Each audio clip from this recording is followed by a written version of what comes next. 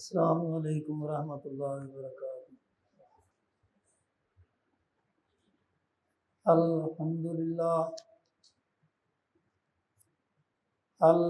للہ نحمده ونستعینه ونستغفره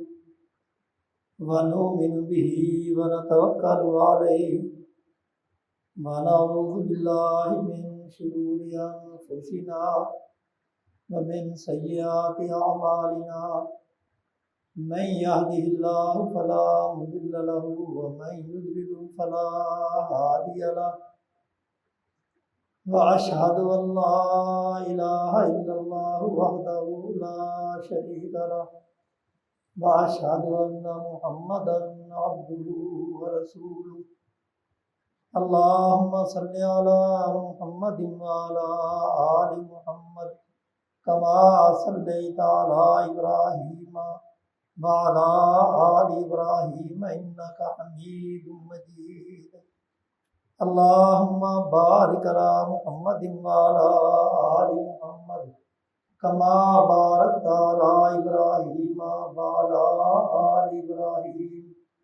إنك حميد مجيد أما بعد فإن خير الحديث كتاب الله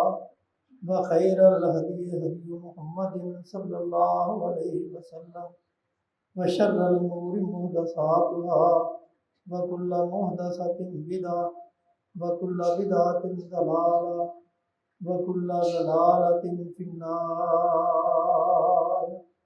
أعوذ بالله من الشيطان الرجيم بسم الله الرحمن الرحيم انفروا خفافا وثقالا وجاهدوا بأموالكم وأنفسكم في سبيل الله ذلكم خير لكم إن كنتم تعلمون عن أبي هريرة رضي الله تعالى عنه قال قال رسول الله صلى الله عليه وسلم مثل المجاهد في سبيل الله كمثل الصائم القائم القانت بآيات الله لا يفتر من صيام ولا صلاة حتى يرجع المجاهد في سبيل الله۔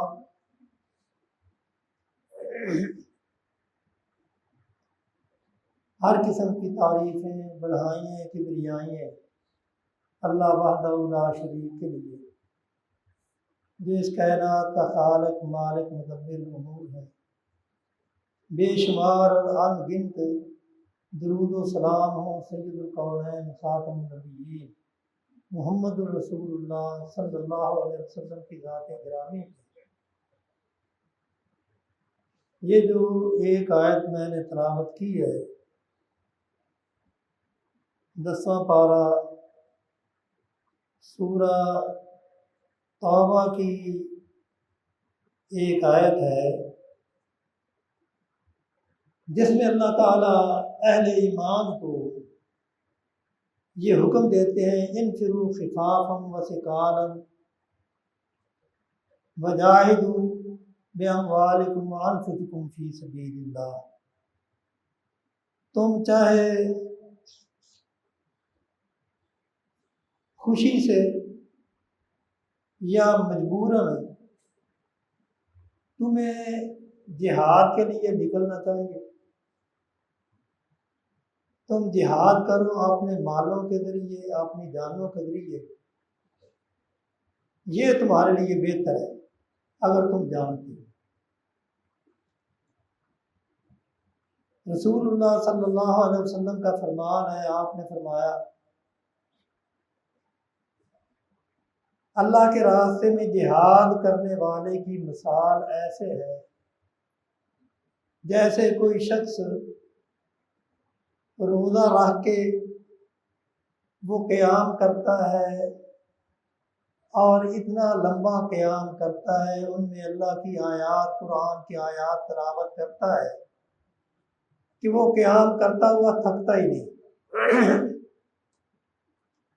اور وہ اس وقت تک وہ قیام کرتا رہتا ہے جب تک یہ جہاد میں جانے والا وہ واپس نہیں لوٹ ہوتا۔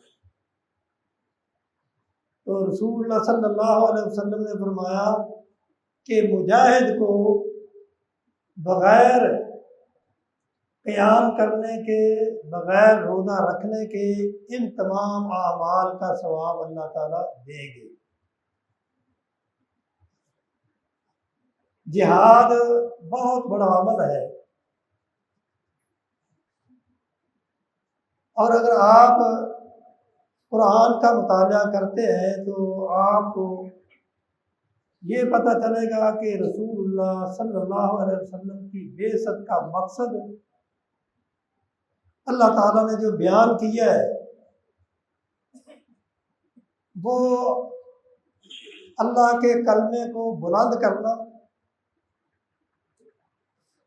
باطل کو نیچا کرنا، اور پھر اگر آپ رسول اللہ صلی اللہ علیہ وسلم کی مبارک زندگی کا جائزہ لیں تو آپ بخوبی اس بات کو سمجھ جائیں گے کہ رسول اللہ صلی اللہ علیہ وسلم کی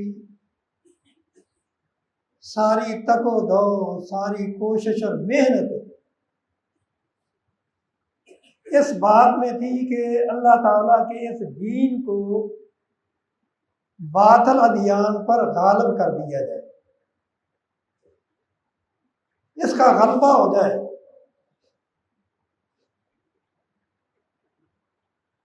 لہذا آپ کے دن بھی اسی کوشش میں گزرتے اور آپ کی راتیں بھی اسی میں بسر ہوتی، آپ کا بیٹھنا اٹھنا، آپ کا سونا اور جاگنا، آپ کا چلنا پھرنا، یہ سب کچھ اسی لیے تھا کہ آپ کے ذہن میں ایک بات، ایک فکر سمائی ہوئی تھی کہ آپ نے اس اللہ کے دین کا پیغام لوگوں تک پہنچانا ہے، اور دین حق کی روشنی سے اس کائنات کے گوشے گوشے کو منور کرنا ہے۔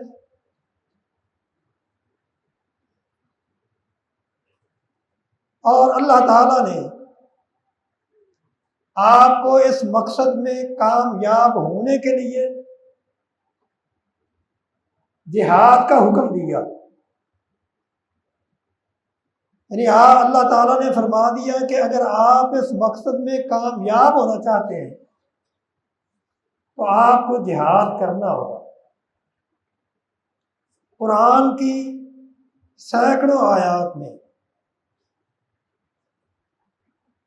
عنوانات بدل کے، الفاظ بدل کے، اسلوب کو بدل کے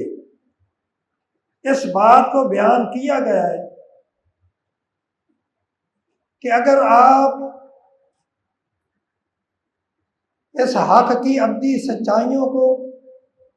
اور اس کی اٹل حقیقتوں کو لوگوں تک پہنچانا چاہتے ہیں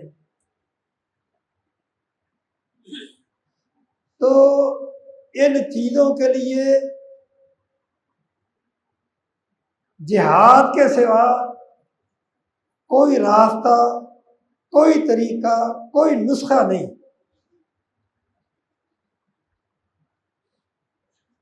اور احادیث میں، تاریخ میں یہ بات بھی ملتی ہے، جب تک آپ جہاد کے لیے نہیں نکلے تھے اس وقت تک رسول اللہ صلی اللہ علیہ وسلم کی بات کو کوئی سننے کے لیے تیار نہیں تھا، نہ صحابہ کی بات کو کوئی سننے کے لیے تیار تھا۔ جہاں سے حق کی آواز آتی اسے مٹا دیا جاتا، یا حق بات کرنے والوں کو اذیتوں میں مبتلا کر دیا جاتا۔ یہی وجہ ہے کہ رسول اللہ صلی اللہ علیہ وسلم نے بذات خود یہ بات کہی کہ دین حق کو لوگوں تک پہنچانے کے لیے جتنی تکلیفیں جتنی اذیتیں مجھے اٹھانا پڑی ہیں اتنی تکلیفیں کسی اور نبی کو نہیں اٹھانا پڑی.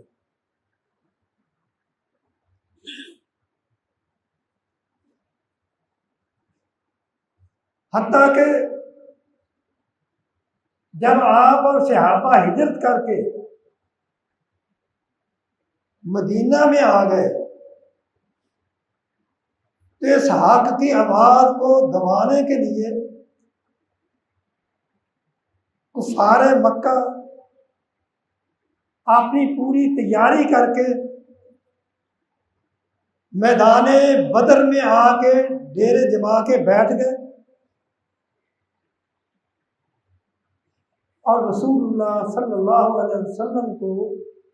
جب اس بات کا علم ہوا تو آپ نے صحابہ کے دونوں گروہ مہاجرین بھی اور انصار بھی ان کو جمع کیا اور آج کے الفاظ میں یہ کہہ لیں کہ ان کو بریفنگ دی، ان کو صورتحال سے مطلع کیا اور صورتحال سے مطلع کرنے کے بعد ان سے رائے لی گئی، ان سے مشورہ لیا گیا کہ اب ایسی صورتحال ہے تو ہمیں اس کا مقابلہ کیسے کرنا چاہیے. حضرت ابو بکر رضی اللہ تعالی عنہ اٹھتے ہیں اور آپ کو یقین دہانی کرواتے ہیں، اے اللہ کے رسول، اگر آپ کو جان چاہیے تو جان حاضر ہے، اگر مال چاہیے تو مال حاضر ہے، ہماری زبان سے آپ نہ کا لفظ نہیں سنیں گے. لیکن رسول اللہ صلی اللہ علیہ وسلم نے پھر صحابہ سے پوچھا کہ تمہاری کیا رائے ہے؟ عمر فاروق نے بھی یہی جواب دیا. لیکن آپ پھر ان سے پوچھتے ہیں، جو انصار بیٹھے تھے وہ کہنے لگے کہ اے اللہ کے رسول، معلوم ہوتا ہے کہ آپ ہماری رائے لینا چاہتے ہیں، ہم سے کچھ جاننا چاہتے ہیں کہ ہماری رائے کیا ہے. حضرت مقداد رضی اللہ تعالی عنہ اٹھ کے کہتے ہیں کہ اے اللہ کے رسول، آپ جو کرنا چاہتے ہیں آپ کریں، ہم بنی اسرائیل کی طرح آپ کو یہ نہیں کہیں گے اذهب انت وربك فقاتلا انا هاهنا قاعدون، آپ اور آپ کا رب جا کے لڑو، ہم تو یہاں بیٹھے ہیں، ہم ان کا مقابلہ نہیں کر سکتے. بلکہ ہم یہ کہتے ہیں کہ اے اللہ کے پیغمبر، اذهب انت وربك فقاتلا انا معکما مقاتلون،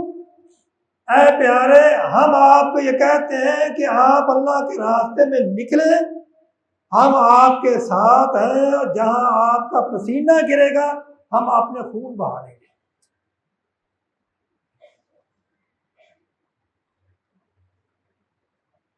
پھر یہ بھی ایک قبیلے کے سردار تھے. پھر حضرت صاحب بن معاذ رضی اللہ تعالیٰ عنہ وہ بھی قبیلے کے سردار تھے. وہ اٹھتے ہیں، آپ کو یقین دہانی کرواتے ہیں کہ اے اللہ کے رسول، ہم آپ پر ایمان لائے ہیں، آپ جو حق لے کے آئے ہیں ہم نے اس کی تصدیق کی ہے، ہم نے اپنے ہاتھ آپ کے ہاتھ میں دے دیے ہیں، اب معاملہ آپ کے ہاتھ میں ہے، آپ جو کرنا چاہتے ہیں سو کریں، جس سے صلح کرنا چاہتے ہیں اس سے صلح کر لیں، جس سے لڑنا چاہتے ہیں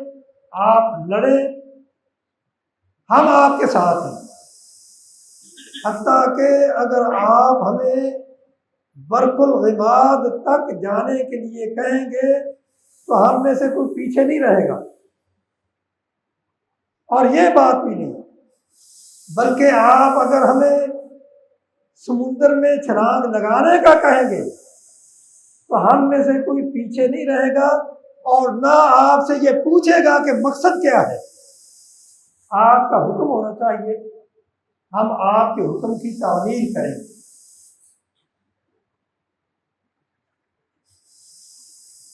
اس سے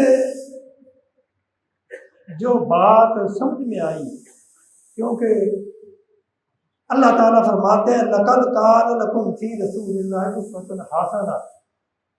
رسول اللہ صلی اللہ علیہ وسلم کی زندگی تمہارے لیے نمونہ ہے۔ یعنی آپ نے اپنے عمل سے یہ ثابت کر دیا کہ اگر کسی دشمن کے ساتھ جہاد کرنا ہے، لڑائی کرنی ہے،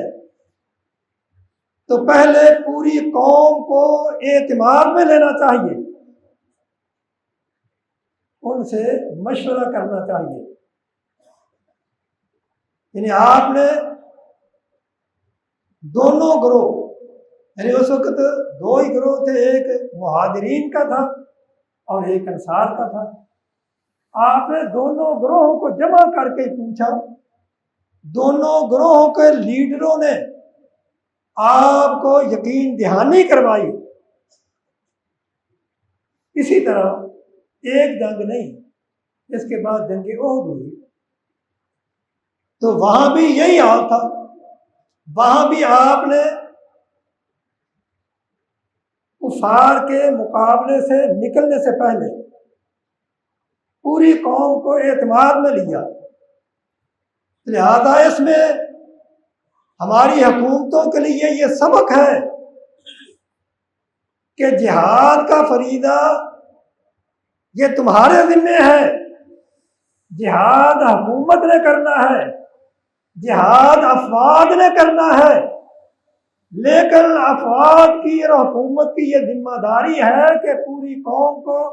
لیڈروں کو جمع کر کے ان کو اعتماد میں لیا جائے۔ جب ان کو اعتماد میں لیا جائے گا تو پھر میدان عمل میں اترے، پھر دیکھنا کہ قوم کا جذبہ کیا ہے۔ رسول اللہ صلی اللہ علیہ وسلم نے اعتماد میں لیا، اعتماد میں لینے کے بعد پھر آپ نے صحابہ کی صاف بندی کی، اور اسی صاف بندی میں پھر آسمان کی آنکھ نے دیکھا کہ ایسے بچوں نے بھی اپنے آپ کو پیش کیا کہ جن کو رسول اللہ صلی اللہ علیہ وسلم اپنے ساتھ جنگ میں لے جانا نہیں چاہتے تھے، لیکن وہ مصر رہے کہ اے اللہ کے رسول آپ ہمیں اس سے محروم نہ کریں۔ آپ جب میدان میں اترے، صحابہ کی جماعت میدان میں ہے اور کمانڈر رات کا وقت ہے، اللہ کے سامنے وہ مسلح بچھا کے کھڑا ہے، کبھی قیام میں ہے، کبھی سجدے میں ہے، کبھی رکوع میں ہے، اور اللہ سے مدد مانگ رہا ہے۔ اللہم انجز ما وعدتنی، اے اللہ جس مدد کا تو نے میرے ساتھ وعدہ کیا تھا اپنے اس وعدے کو پورا کر۔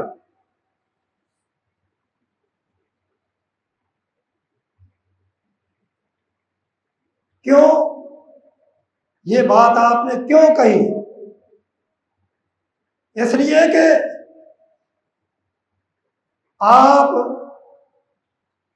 دیکھ رہے تھے کہ میرے صحابہ کی تعداد کم ہے،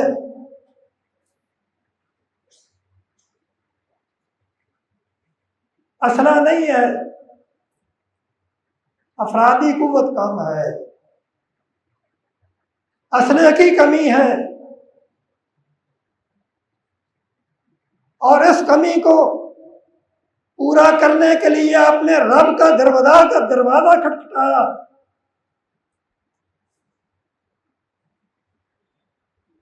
اور اسی لیے کہتے ہیں نا،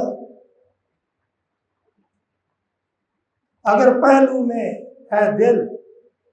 اور تڑپ اسلام کی دل میں،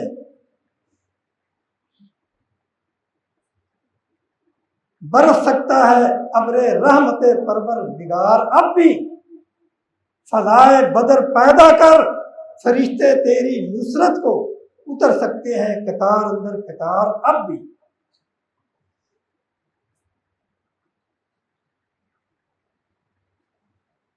رسول اللہ صلی اللہ علیہ وسلم یہ چھوٹا سا لشکر لے کے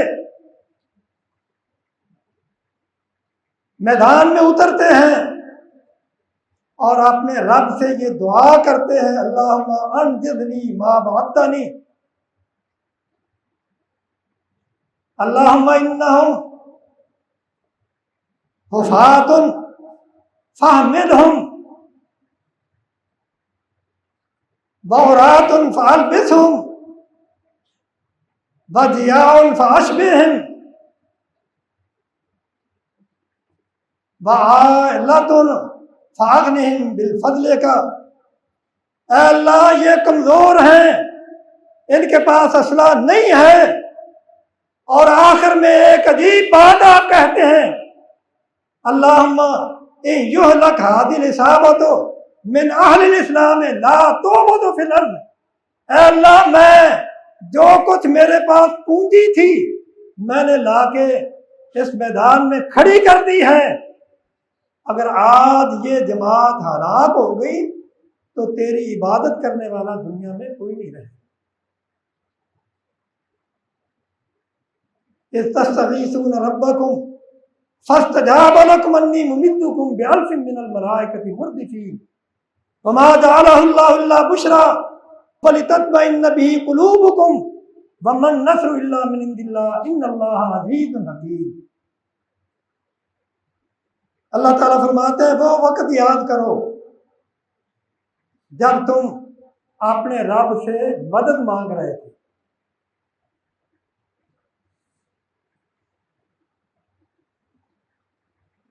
تو اللہ تعالیٰ نے پھر تمہاری مدد کی۔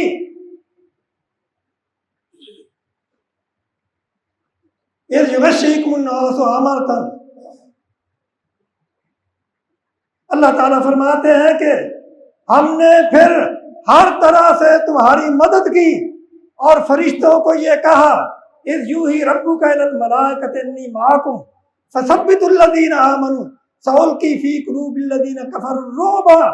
فاضربوا فوق الاعناق واضربوا منہم کل بنان۔ اللہ تعالیٰ فرماتے ہیں کہ تیرے رب نے فرشتوں کو بھیجا اور ان کو یہ کہا اذ یوحی ربک الی الملائکۃ انی معکم، فرشتوں کو اللہ نے کہا کہ تم جاؤ میں تمہارے ساتھ ہوں، فثبتوا الذین آمنوا معک، اور ان فرشتوں کو یہ بھی کہا کہ تم ان مسلمانوں کے حوصلے بڑھاؤ، اور ان کو یہ کہو فاضربوا فوق الاعناق واضربوا منہم کل بنان، ان کفار کے جوڑوں پہ ماریں اور ان کی گردنوں کو کاٹ دیں۔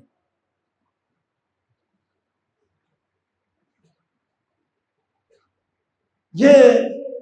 اللہ تعالیٰ نے اپنے پیغمبر کی طرف وحی کی کہ آپ کو فکر مند ہونے کی ضرورت نہیں، میری مدد آپ کے ساتھ ہے۔ وَلَقَدْ نَصَرَكُمُ اللَّهُ بِبَدْرٍ وَأَنْتُمْ أَذِلَّةٌ فَاتَّقُوا اللَّهَ لَعَلَّكُمْ تَشْكُرُونَ۔ اللہ تعالیٰ فرماتے ہیں کہ بدر میں ہم نے تمہاری مدد کی حالانکہ تم تھوڑے تھے،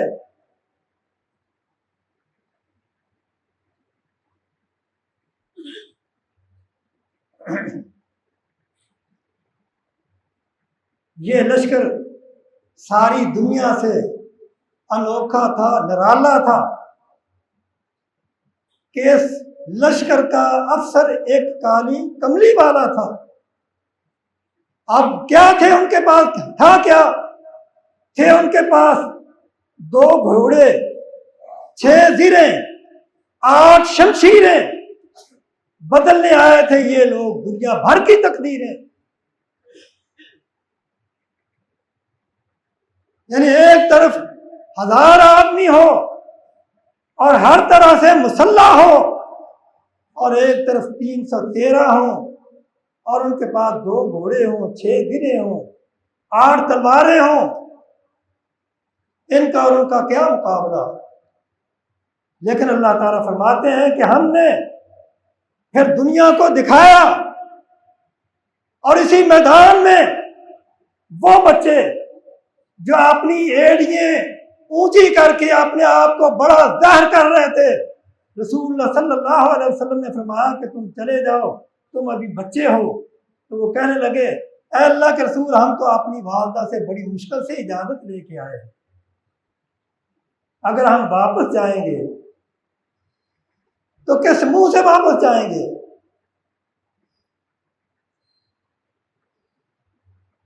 اجازت ملی،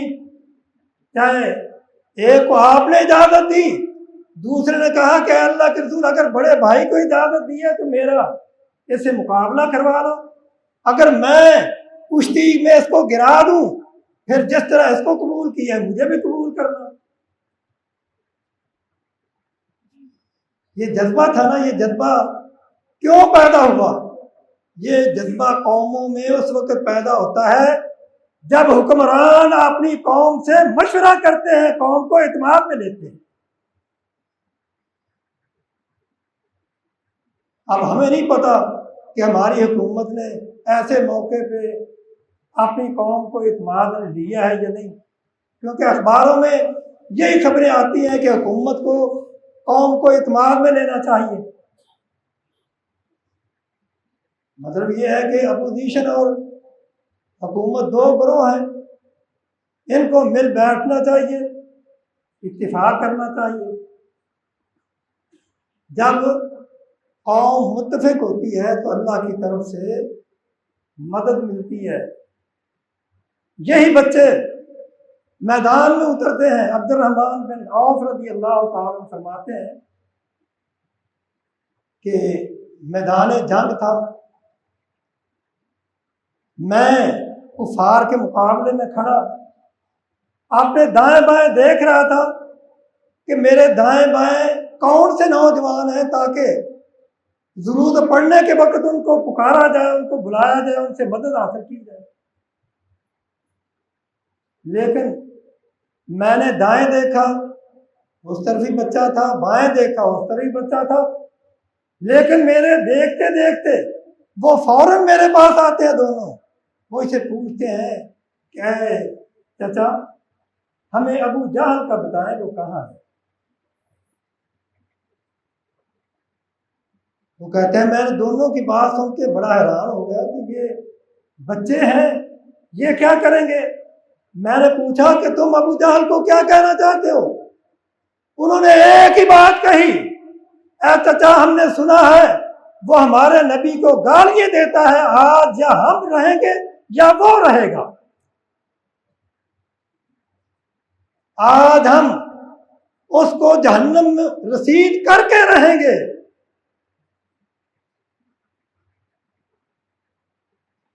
حضرت عبد الرحمن بن عوف کہتے ہیں میں نے جب ان کا جذبہ دیکھا تو میں نے کفار کی صف کی طرف اشارہ کرتے ہوئے فرمایا کہ وہ دیکھو جو صفوں کو سیدھا کر رہا ہے نا وہ ابو جہل ہے۔ تو آپ فرماتے ہیں کہ ابھی میں نے یہ کلمات کہی تھے تو وہ ایسے ابو جہل پہ ٹوٹے جس طرح بجلی گرتی ہے، اور ابو جہل کو جہنم رسید کر دی گئی۔ تو یہ جذبہ جہاد جب تک دلوں میں نہیں ہوگا، جب تک خالد بن ولید رضی اللہ تعالیٰ عنہ، ابو عبیدہ بن جراح رضی اللہ تعالیٰ عنہ، حضرت حمزہ رضی اللہ تعالیٰ عنہ، زیاد بن سکن رضی اللہ تعالیٰ عنہ، سعد بن ربیع رضی اللہ تعالیٰ عنہ، عبداللہ بن جاش رضی اللہ تعالیٰ عنہ، سعد بن ابی وقاص رضی اللہ تعالیٰ عنہ، عمر بن جمور رضی اللہ تعالیٰ عنہ، یہ وہ صحابہ ہیں جنہوں نے اپنے آپ کو رسول اللہ کے سامنے پیش کیا اور جہاد کے میدان جہاد میں کود گئے، پھر کافروں کی صفوں کو چیرتے ہوئے ان کو جہنم رسید کرتے ہوئے ان میں سے بعض خود بھی شہادت پا گئے۔ اور جب ابو سفیان نے جنگ احد کے موقع پہ یہ بات کہی کہ آج ہم نے جنگ بدر کا حساب برابر کر دیا ہے کہ اگر اس وقت ہمارے 70 آدمی مارے گئے تھے، آج ہم نے تمہارے 70 آدمیوں کو شہید کر دیا ہے۔ تو اس وقت جواب دینے والوں نے یہ جواب دیا کہ ابو سفیان، یہ تیری غلط فہمی ہے، جو تو کہتا ہے کہ تو نے اپنا حساب برابر کر دیا ہے، تیرا حساب برابر نہیں ہوا۔ کیوں؟ اس لیے کہ اس جنگ میں ہمارے جو شہید ہوئے ہیں وہ جنت میں جائیں گے، اور جو جنگ بدر میں تمہارے سور میں مرے تھے وہ جہنم میں جائیں گے۔ حساب برابر نہیں۔ اور اس لیے اللہ تعالیٰ فرماتے ہیں وَلَا تَقُولُوا لِمَن يُقْتَلُ فِي سَبِيلِ اللَّهِ أَمْوَاتٌ بَلْ أَحْيَاءٌ وَلَٰكِن لَّا تَشْعُرُونَ۔ جو اللہ کے راستے میں شہید ہو جائے اس کو مردہ نہ کہو، وہ زندہ ہے، لیکن تمہیں اس کی زندگی کا علم نہیں، یعنی اس کی زندگی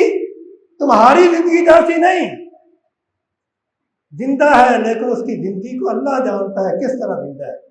تم نہیں جانتے۔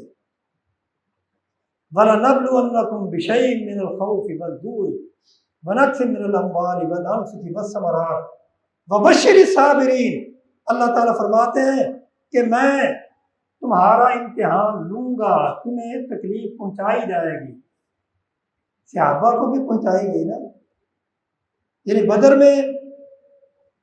صحابہ غالب آئے، جنگ احد میں غالب تو آئے لیکن اہل ایمان کا نقصان بھی ہوا، صحابہ شہید ہو گئے، تکلیف پہنچی، رسول اللہ صلی اللہ علیہ وسلم زخمی ہوئے۔ وَلَنَبْلُوَنَّكُمْ بِشَيْءٍ مِّنَ الْخَوْفِ وَالْجُوعِ وَنَقْصٍ مِّنَ الْأَمْوَالِ وَالْأَنفُسِ وَالثَّمَرَاتِ وَبَشِّرِ الصَّابِرِينَ۔ اگر جنگ میں نقصان بھی پہنچتا ہے تو اہل ایمان کو یہ حکم ہے کہ وہ جزا فضا نہ کریں، وہ صبر کریں اور اللہ سے مدد طلب کریں۔ وَلَا تَحْسَبَنَّ الَّذِينَ قُتِلُوا فِي سَبِيلِ اللَّهِ أَمْوَاتًا بَلْ أَحْيَاءٌ عِندَ رَبِّهِمْ يُرْزَقُونَ فَرِحِينَ بِمَا آتَاهُمُ اللَّهُ مِن فَضْلِهِ يَسْتَبْشِرُونَ بِالَّذِينَ لَمْ يَلْحَقُوا بِهِمْ أَلَّا خَوْفٌ عَلَيْهِمْ وَلَا هُمْ يَحْزَنُونَ۔ اللہ تعالیٰ فرماتے ہیں کہ جو میرے راستے میں شہید ہو جاتا ہے اسے غم کھانے کی ضرورت نہیں، کیونکہ جنگ احد میں ایک صحابی رسول اللہ صلی اللہ علیہ وسلم کے سامنے آئے، آ کے کہنے لگے اے اللہ کے رسول ارأیت ان قتلت فأین انا، آپ مجھے بتائیں اگر میں کفار کے ساتھ لڑتا لڑتا شہید ہو جاؤں تو میں کہاں جاؤں گا؟ آپ نے فرمایا فی الجنہ، تیرا مقام جنت میں ہے۔ وہ صحابی اس وقت کھجوریں کھا رہے تھے، وہ کہنے لگے کہ کھجوریں کھاتے کھاتے تو جنت میں پہنچنے کی دیر ہو جائے گی، ان کھجوروں کو پھینک دیا، کفار کے ساتھ لڑنے لگے، حتیٰ کہ لڑتے لڑتے شہید ہو گئے، جنت میں پہنچ گئے۔ یہ ہے مسلمان کا جذبہ جہاد، جذبہ شہادت۔ جب تک جہاد نہیں کیا مسلمانوں نے، اہل اسلام نے، ان کی بات کوئی سننے کے لیے تیار نہیں تھا۔ اب امت مسلمہ نے جہاد کا لفظ چھوڑ دیا ہے، حالانکہ جہاد ایک ایسا عمل ہے کہ جہاد سے ہی یہ انگریز جو اپنے آپ کو دنیا کا بہت بڑا طاقتور سمجھتا ہے، جہاد سے گھبراتا ہے، جہاد کا لفظ سن کے وہ ڈرتا ہے۔ اور میں تو حکومت کو یہ مشورہ دوں گا کہ یہ جہادی تنظیموں کو اپنے متحد رکھتے ہوئے ان کے رہنماؤں کو جو آپ نے نظر بند کیا ہوا ہے، ان کو کھلا چھوڑیں، ان کو رہا کریں، اور پھر دیکھیں کہ مودی کی چیخیں کس طرح نکلتی ہیں۔ آج قوم کو متحد ہونے، قوم کے متحد ہونے کا وقت ہے کہ قوم متحد ہو کے اپنے ہر قسم کے اختلافات کو چھوڑ کے وہ یکجان ہو جائے کہ انہم بنیان مرصوص، جس طرح کے سیسا پلائی دیوار ہوتی ہے، اور اللہ کے راستے میں اگر مال خرچ کرنے کی ضرورت پڑتی ہے تو مال خرچ کریں، اگر اپنی جانوں کا نذرانہ دینے کی ضرورت پڑتی ہے تو اپنی جانوں کا نذرانہ بھی پیش کریں، اپنے دین کی، اپنے ملک کی حفاظت کے لیے سب کچھ قربان کریں۔ یہ آج ہمارا ملک اور ہمارا دین ہم سے قربانی مانگتا ہے۔ اور اسی طرح اگر حکومت کے اندر کوئی کمی ہے تو اسے بھی میں کہنا چاہتا ہوں کہ اپنی کمی کوتاہیوں کو دور کرے اور اپنا قبلہ درست کرے، رسول اللہ صلی اللہ علیہ وسلم سے رہنمائی لے کہ جس طرح آپ نے کر کے دکھایا اسی طرح آپ بھی کر کے دکھاؤ۔ اللہ تعالیٰ ہمارا حامی و ناصر ہو، اللہ تعالیٰ ہمیں ہر قسم کے شر سے، دشمن کے ہر قسم کے شر سے اللہ تعالیٰ ہمیں محفوظ رکھے۔ وآخر دعوانا الحمدللہ۔